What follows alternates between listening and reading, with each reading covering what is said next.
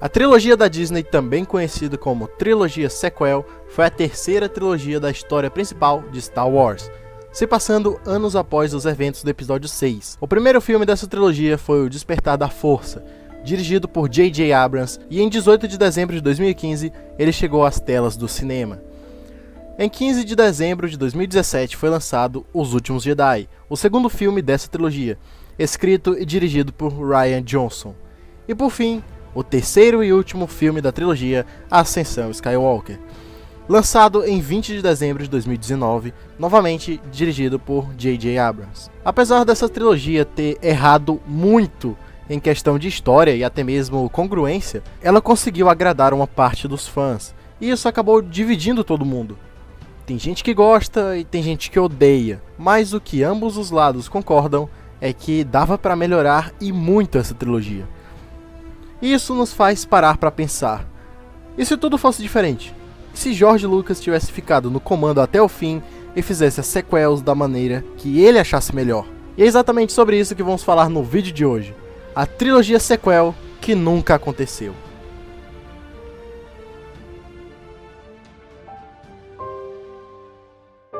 Fala galera, sejam muito bem-vindos ao canal Orla Exterior.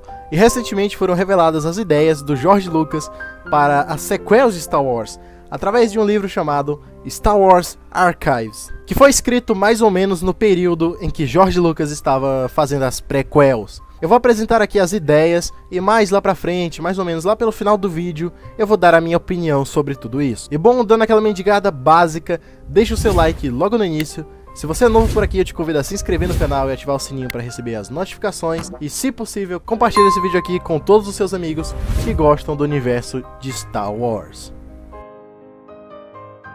De acordo com Lucas, sempre houve planos para uma trilogia sequel de Star Wars, mas ele só começou a trabalhar na história para valer quando ele se preparou para vender a Lucasfilm. A ideia que ele tinha para quem comprasse a empresa era que ele pudesse auxiliar nos filmes, colocando-os na direção certa, podemos assim dizer. Durante um painel da Tribeca Film Festival em 2015, Lucas explicou que a sua ideia de trilogia teria sido bem inspirada nos próprios romances do universo expandido e no que eles estabeleceram. Ele queria que a sua sequência representasse mais uma mudança de geração. A saga original era sobre o pai, os filhos e os netos, disse Lucas durante o painel. Essa trilogia do George Lucas iria contar com a volta do elenco original, assim como foi na trilogia da Disney. De acordo com Mark Hamill, a primeira vez que ele ouviu falar de uma sequência foi em 1976, no set do primeiro Star Wars. Sentado no deserto entre as tomadas, Lucas disse a ele que planejava 12 filmes para a série, e que eles iriam filmar o episódio 9 em algum lugar em 2011, quando Hamill tivesse a idade certa. Ao que tudo indica, a história dessa trilogia iria girar em torno dos dois netos de Anakin Skywalker, que iriam ter cerca de 20 anos nos filmes. No livro The Art of the Force Awakens, um dos personagens é um Jedi chamado Qi'ra. Ele é descrito como alguém solitário de cabeça dura. O outro adolescente era mais frequentemente referido como Sam, e geralmente aparecia retratado com um blaster, ao que parece indicar que ele não tinha os poderes da força. Qi'ra e Sam eventualmente se transformaram em Rey e um pouco de Finn, o que faz sentido, já que Lucas estava desenvolvendo seus filmes sequenciais com a ajuda do roteirista Michael Andretti, de Toy Story 3, que recebeu um crédito de escritor pelo Despertar da Força pela própria Disney. Uma das coisas mais interessantes sobre isso é que o grande vilão da história dos netos do Anakin, Qi'ra e Sam, seria o próprio Darth Maul, que estaria vivo, com pernas mecânicas.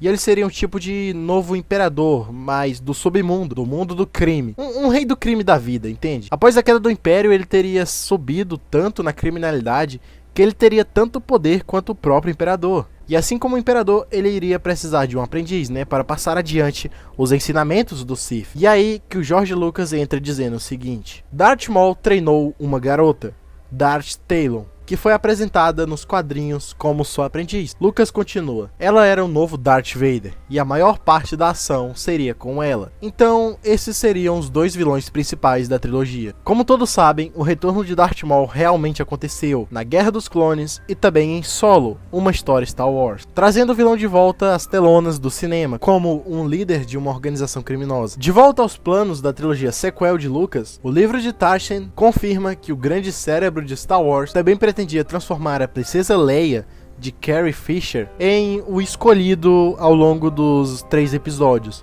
E isso, meus amigos, é insano. Assim como a trilogia Star Wars originalmente se concentrou em Luke, a trilogia sequencial se concentraria em Leia. Lucas explicou: os filmes são como Leia, quero dizer, quem mais será o líder? Está tentando reconstruir a República. Luke está tentando reiniciar os Jedi. O escritor por trás dos livros da Arte do Despertar da Força e Último Jedi deu uma pequena descrição do personagem de Luke Skywalker em um tweet sobre como ele seria no episódio 8 de George Lucas. Então, a ideia que tivemos no final de 2012 era um Luke Skywalker assombrado pela traição de um dos seus alunos, um exílio autoimposto e espiritualmente em um lugar escuro. E isso não só precede o envolvimento de Rian Johnson em Star Wars, mas também J.J. Abrams, escreveu Shostak. Em 2018, o artista conceitual Christian Elsman postou uma imagem aprovada por George Lucas no Instagram, que se parece incrivelmente com a versão de Luke que vemos em Os Últimos Jedi, retratando um Luke Skywalker mais velho e grisalho. Luke estava sendo descrito como um tipo de Coronel Kurtz, escondido do mundo em uma caverna, escreveu Elsman. Lucas também explicou: ao final da trilogia, Luke teria reconstruído muito dos Jedi, e teríamos a renovação da Nova República, com Leia Senadora Organa, se tornando a Chanceler Suprema, responsável por tudo. Então, ela acabou sendo a escolhida. O que faz bastante sentido levando em conta que o Yoda sempre quis treinar a Leia e não o Luke. Um pequeno detalhe que temos sobre a história da trilogia de Lucas é que ela teria se concentrado em mergulhar no mundo microbiótico, onde os espectadores poderiam aprender mais sobre a força e como ela funciona. Lucas planejou se aprofundar na ciência dos midi-chlorians, que foi mencionado pela primeira vez em Ameaça Fantasma.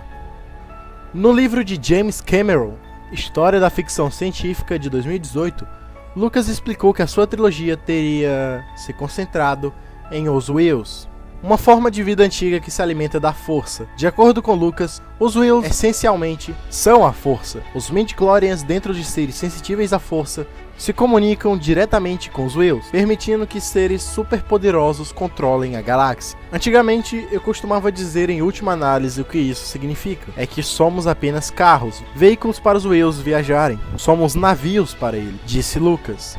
Enquanto os Whills teriam sido o novo elemento adicionado à trilogia sequencial de Lucas, eles não são uma nova criação. Em uma versão inicial do roteiro de Uma Nova Esperança, a história inteira seria contada da perspectiva dos Whills. Originalmente eu estava pensando que a história fosse contada por outra pessoa, um ser imortal conhecido como Will. Havia alguém assistindo essa história toda e registrando-a. Alguém provavelmente mais sábio que os personagens mortais nos eventos reais, disse Lucas ao autor Lauren Boswell.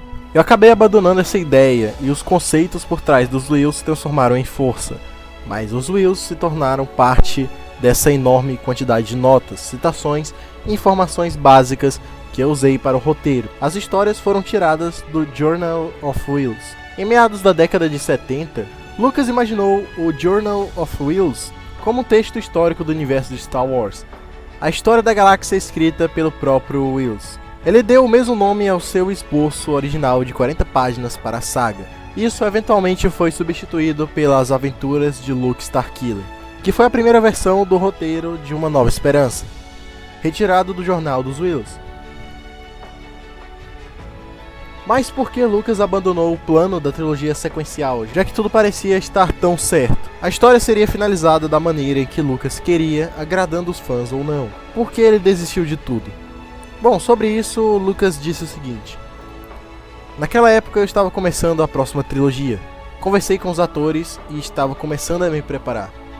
Também estava prestes a ter uma filha, diz ele no livro. Demora 10 anos para fazer uma trilogia. E eu ainda estaria trabalhando no episódio 9. Finalmente decidi que prefiro criar a minha filha e aproveitar a vida por um tempo. Star Wars Archives 1999 a 2005 estará disponível para compra nos Estados Unidos a partir de 13 de dezembro, mas o livro já está sendo lançado no Reino Unido. Pois é, galera, é isso. Agora eu vou dar minha opinião se seria uma boa ideia essa trilogia ou não. Como nós podemos ver, a trilogia de George Lucas seria totalmente diferente da trilogia da Disney.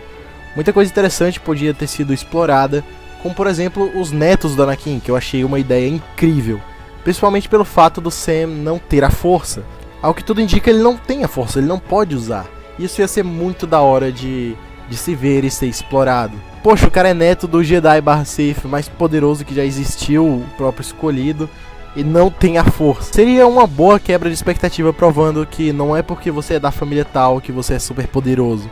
E eu realmente gostei disso. O fato da Leia ser a escolhida também faz bastante sentido, como eu já falei, levando ao fato de que o Yoda queria treinar ela e não o Luke. Porém, a profecia fala que o escolhido vai destruir o Sith, trazendo equilíbrio para a força. E ao que parece, a Leia não seria uma guerreira, e sim uma senadora, ela ia virar chanceler. O que quebra a profecia completamente. Eu só consigo pensar em dois jeitos de resolver isso. O primeiro seria a profecia não se referir a apenas uma pessoa, e sim várias. Assim, cada pessoa que tivesse um papel super importante para a derrota do Sith traria o equilíbrio para a galáxia. Seria de certa forma um escolhido. Exemplo, o Anakin destruiu o Sith, logo ele é o escolhido. Porém, o Luke ajudou a trazer o Anakin de volta, contribuindo para a profecia se realizar, o tornando de certa forma um escolhido também. Por fim, através da Leia e da política dela, ela levaria a paz e o equilíbrio para a galáxia, assim finalizando a profecia e tendo seu papel dentro disso. Agora, o segundo jeito seria a profecia ser renovada por épocas, o que não faz tanto sentido, mas é até aceitável. E não tem muito o que falar, é só dizendo isso você já consegue ter uma ideia. Cada geração, cada época teria um escolhido ou coisa do tipo, e ele teria que trazer o equilíbrio da forma em que ele age. Como por exemplo, a Leia seria a chanceler, né? Então na época dela ela teria que trazer o equilíbrio por forma da política ou alguma coisa assim. Agora, chegando aqui no ponto do Darth Maul como vilão.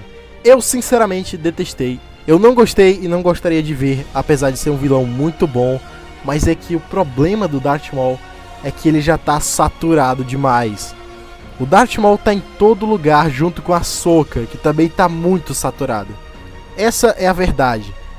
E se continuar nesse caminho, logo o Baby Yoda vai estar no mesmo barco, velho. Não tem escapatória. O Maul aparece em Rebels, na Guerra dos Clones, a Ameaça Fantasma e Solo, uma história Star Wars. Ele teve temporadas totalmente focadas apenas nele, só pra ele, tanto na Guerra dos Clones quanto em Rebels. Sem falar que ele também já morreu canonicamente, então acho que não tem como trazer ele de volta a esse ponto. Ou seja, chega de Maul, já deu. Apenas finalizem a história dele e esqueçam que ele existe, por favor. Sobre a Darth Talon, eu acho que podia dar certo. Parece uma boa ideia, mas eles teriam que fazer grandes mudanças no visual dela. Na época que ela apareceu nas HQs até podia dar certo, mas eu acho que nos dias de hoje ia dar muito problema. Além do George ter que aguentar os fãs chatos de Star Wars, ele teria que aguentar a militância, então ia dar uma dor de cabeça a mais. E provavelmente se isso acontecesse, eu acho que ele ia ter desejado ter vendido a Lucasfilm mesmo, e é isso, cara.